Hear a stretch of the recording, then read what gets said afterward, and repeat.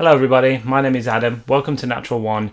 Today we're going to be talking about 6 steps to building a dungeon. I've built dungeons like this for a long time, not really realising that I'm following a specific set of steps, but I've been building dungeons over and over, and then I came to this realisation as I'm making YouTube videos that there is a specific set of steps that I use. So hopefully I'm going to share these with you and it's going to help you guys make dungeons. If you're stuck for inspiration or your dungeons feel very samey over and over again, then follow these 6 steps and let's see what you can get.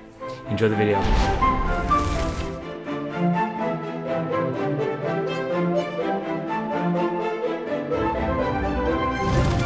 Okay, so step 1 is why. You really have to think about why is that dungeon there?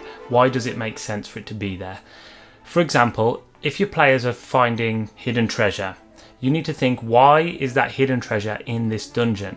Because it's not just going to be somewhere random. They're not going to be fighting through a cave to find hidden treasure, because chances are somebody would have already gone through that cave and found the treasure. Unless you have some story reason for that. That's what you're trying to work out now. So it needs to have a why. Why is that castle there? Why is this dungeon full of prisoners here? If you don't think of a why, your players are going to think of a why for you. And then when you don't have the answers and you're not giving them the clues that they're looking for, they're going to pick up on that. If you don't think of why a dungeon's there, it doesn't feel like it belongs in your world. But as soon as you start thinking of a reason for it to be there, everything else falls into place. It becomes part of the lore of the world that you're building. It becomes part of the story. Because it's there intentionally. It's been there, as far as the players know, it's been there for some time already. It's not just appearing in front of them like a video game. So yes, very important. Number 1 is why, and that leads us on to number 2, the theme.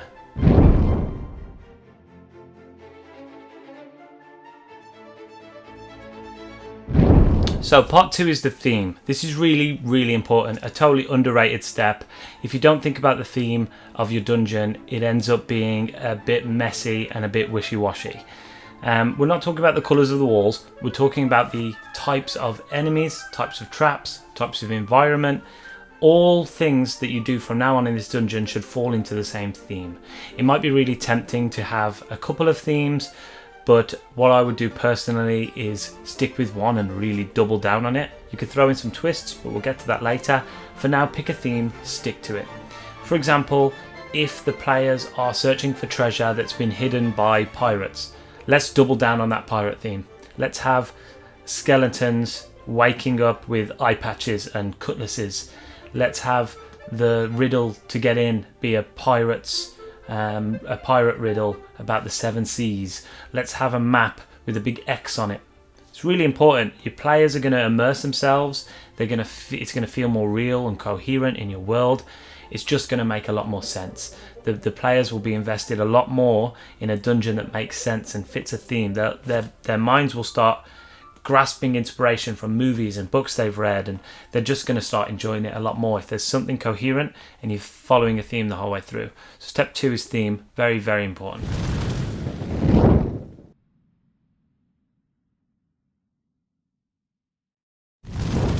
Okay, so part 3 is a little bit of a controversial topic, and it is making a map. Might not seem controversial to many, but there is a lot of DMs out there who refuse to have maps on the board, refuse to have battle maps or anything like this, and I understand, I get it, okay? Personally, I love a map. It gives the players something to look at. They can see how far they've been. They can more easily remember where they have been already. And it also, for me, serves as a battle map too, because I normally make a big, large-scale map, covers the whole table, and then instead of having to pull tiles out, we can use it as a battle map. But if you prefer to have things be imagination only, and you rely on your descriptions and things like this in order to build the dungeon, that is absolutely fair. However, I still suggest you make a map. If not for the players, then for yourself. It's going to make everything easier for you to keep track of, easier for you to keep track of where the players are in your dungeon. You're not going to forget anything. You're not going to leave anything out. Believe me, I trust that you're the most incredible DM ever and you're never going to forget anything, but just try once, make a map, see how it goes, and I mean it, you'll have an easier time. If you don't have a map and you're just going by, you're choosing what is through a door based on how far your players have gone, and you don't actually know beforehand what is through that door, you're going to end up making a very linear railroad dungeon, and that's a cardinal sin. We do not want that. So I suggest making a map. In fact, this is how I make a map. Come with me. Okay, so we're going to make a dungeon together really quickly. So the first thing I think about is the entrance. We're going to do a cave that kobolds have taken over, and they're hiding a pirate's treasure, just because they're the examples I used earlier. So I'm going to do an entrance down here somewhere. And it doesn't really matter too much what you do. I should do this a bit thicker so you can see it.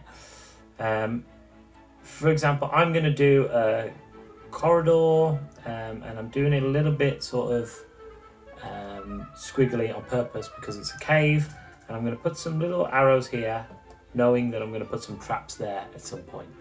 Then I'm going to do a big cavern. I like to have like a big entrance so the players can see what the theme is pretty much straight away. Another little entrance over there, another passageway this way. Let's do a couple more.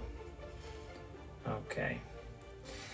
Now what I like to do is make the dungeon become more real, and to do that I'm going to add things that you wouldn't really think about when building a dungeon, because it's not a typical place for adventuring. For example, over here I'm going to build a room. I'm going to put a number 1 just so I remember, and then that is going to be the kitchen. So what I'm doing is I'm adding rooms that make it more real, like a kitchen, for example. Over here is going to be a big cavern where all the kobolds sleep. So now we have a sleeping quarters. Over here we might have something else, like a room where the kobolds do alchemy or something like this. Just use your imagination, try and do something interesting. So the whole time we're building a layout, we're thinking about where the players are going to go. If the players end up going to the kitchen or the sleeping quarters and not finding any treasure, that doesn't matter, because they're just seeing the dungeon come to life. We're not putting any monsters or traps in yet, that will come later. We're just sort of mapping it out. So it really can just be rough. Then I'm going to build a big cavern here. And another little one. This one's going to be number 5, which is the boss room. That's where we're going to put the boss. And then number 6 over here is treasure. Okay. And then over here we're going to put a secret little vault, and I'm going to come up with some sort of door idea. And bingo, it's that simple. Just make a map.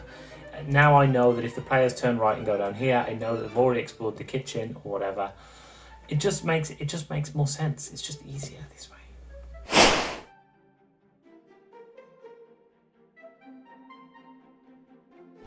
So part 4 is adding traps, monsters, and puzzles. This is like the best part, apart from the next one, but we'll get there.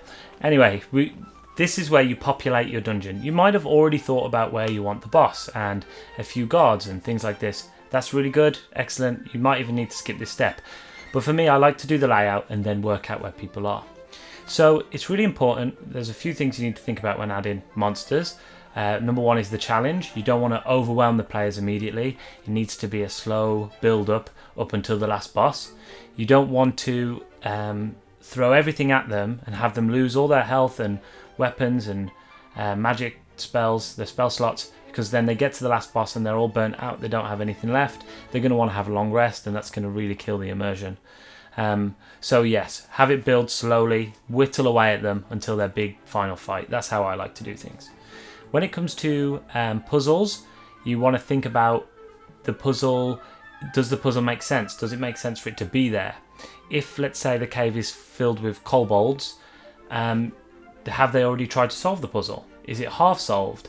If the door is like a riddle that you need an answer to get through, then have they already solved it? Could you interrogate one of the kobolds to get the answer? Or are they so stupid they haven't worked it out yet, or don't even know that there's a puzzle door there? Think about these things. It is important, and it gives the dungeon life. Another thing you can do when doing this step is have realistic things happen. Remember, this dungeon was there before the players got there. It's not just spawned in, and there's not enemies just waiting around for the players to kill them. They're living lives. They're doing things within the dungeon. If you built a kitchen, have a cook. If you built a sleeping quarters, have people sleeping, napping, playing cards, eating food at a table.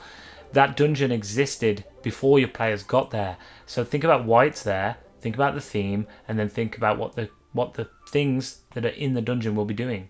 Maybe they have just been placed as guards and they're just sat on guard. Fair enough, if that's what you want to do. Maybe they're ghosts just wandering around. Fair enough. But if there's something sentient, kobolds, orcs, goblins, they're probably there for a reason, and they're going to be doing that thing before the players get there. So really important. When it comes to traps, there's a video I made. You can just click on the little eye that's up there or up there. Shameless plug.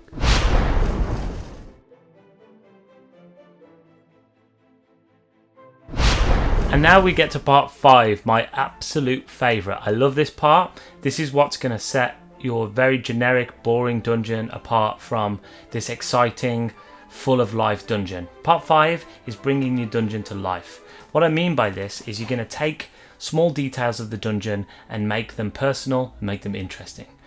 Let's have some examples. I like this kobold idea now all of a sudden. I think I'm going to run a kobold thing soon. The cook in the kitchen. Let's say instead of he's just cooking food, he's a cannibal and he's eating other kobolds. And when you arrive, he's happy to see you and he's elated because you've killed so many and he gets a feast now. Maybe have that role play that out. It'll be fun. It'll be different, and the players will remember that, which is what you want. You want to create these little mini stories within the dungeon.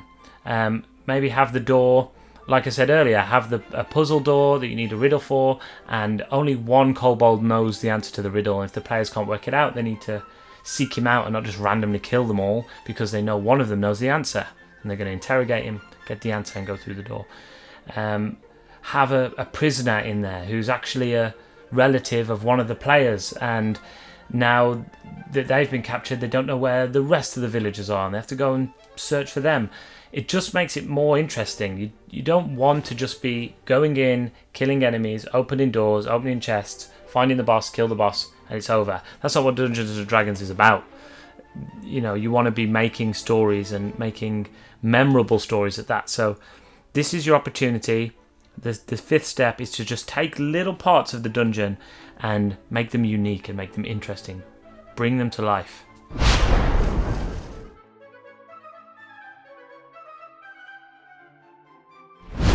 So you have this amazing dungeon, lots of cool story ideas. It's full of traps and monsters and puzzles. You've even got a map for it. You're ready to go, right? And yes, you are. But an often overlooked thing that I think is very, very important is the aftermath. Now, I'm not talking about what treasure they get at the end, which is very important, and you should pre-plan that, in my opinion. It isn't about what they get, it's about what happens afterwards. If the treasure was being hidden by pirates, what happens when the pirates arrive for their treasure and it's not there?